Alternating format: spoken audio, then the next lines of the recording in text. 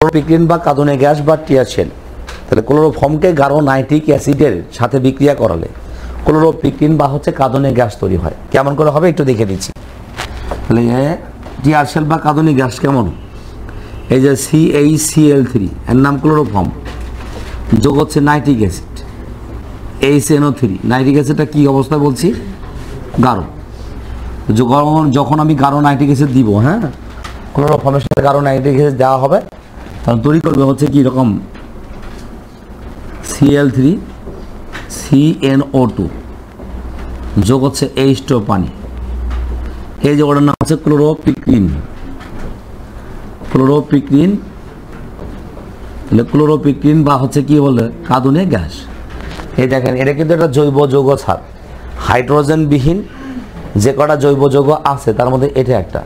আমরা এর আগে দেখছিলাম CCl4, মনে আছে, টেট্রাক্লোরোমিথেন। ঠিক এটা একটা জৈব যৌগ। ক্লোরোপিক্রিন বা কাঁদুনে গ্যাসের মধ্যে কোনো হাইড্রোজেন নাই, তার সত্ত্বেও এটা একটা কি বলছি আমরা, জৈব যৌগ। আচ্ছা, এখন হয়তো বা অনেকের কাছে মনে হচ্ছে এটা কীভাবে তৈরি হয়েছে একটু বুঝতে পারছি না, আমি বুঝে দিচ্ছি বিক্রিয়াটাকে। এই ক্লোরিন আছে তিনটা ক্লোরোফর্মের মধ্যে, একটা ক্লোরিন, এখানে ক্লোরিন, এখানে ক্লোরিন, এর সাথে একটা হাইড্রোজেন আছে, বুঝছেন। আর নাইট্রিক অ্যাসিডকে আমি এরকম করে ভেঙে দেখছি।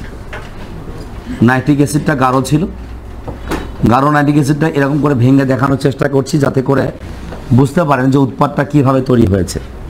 এই এইচ আর OH মিলে কি তৈরি করবে, বোঝেন নাই? দেখেন এখান থেকে এইচ যাবে, এখান থেকে OH যাবে, গিয়ে পানি তৈরি করবে। তাহলে এই অংশের সাথে এই অংশ কি যুক্ত হবে না? যুক্ত যখন হবে তখন আছে তিন পাশে তিনটা ক্লোরিন ছিল, আছে, থাকবে। আর এর সাথে কি হবে, NO2 হবে, যোগ হচ্ছে H2 পানি। কথা কি বুঝতে পারছেন? আগের সংকেত এর সংকেতের মধ্যে কি পার্থক্য আছে?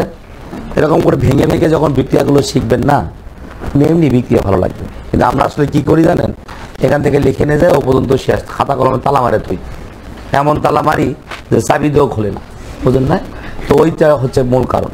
অনেক বিক্রি, অর্গানিক কেমিস্ট্রি বেসিক্যালি সহজ একটা পার্ট, কিন্তু কঠিনটা বানাইছে আমরা, আমাদের ক্যারেক্টারটাকে এইটাকে কঠিন বানাইছে। স্টুডেন্টের যে চরিত্র হওয়া উচিত, প্রতিদিনের পড়াটা প্রতিদিন কমপ্লিট করা, বারবার পুরনো পড়াটা পড়া, নতুন কিছু শেখেন আর নয় শেখেন, পুরনো পড়াটা না বলেন এই টার্গেট না গাইতে হবে।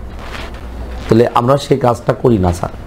পরীক্ষা দিলে স্টুডেন্ট সংখ্যা অর্ধেক হয়ে যায়, আবার যারা বা একটু পরীক্ষা দেয় তার মধ্যে 2-4-5 জন পড়াশোনা করে, বাকিগুলো আসে আরেকজনের উপর ভরসা করে।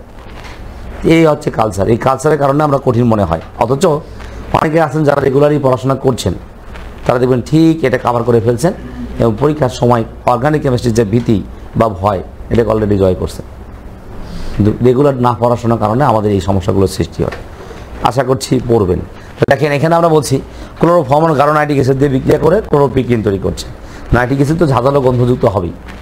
নাইট্রিক অ্যাসিড বার করলে স্প্রে করা লাগে না স্যার, এখনই বার করে দেখাই, সবার চোখ দিয়ে এমনি পানি আসবে, থাকতে পারবেন না, বুঝেন না? থাকতে পারবেন না বললাম তো, দেখাই তো আমি দৌড় মারবো, তাই না? চোখে গগজ পরে, মুখে মাস্ক পরে, তারপরে গাঢ় নাইট্রিক অ্যাসিড খুলতে হয়, ধোয়া হবে, ব্যাপক ধোয়া বের হবে। তারপর হচ্ছে যে মানে দেখবেন রুমের মধ্যে শ্বাসকষ্ট শুরু হয়ে যাবে, সবার কাশি শুরু হয়ে যাবে।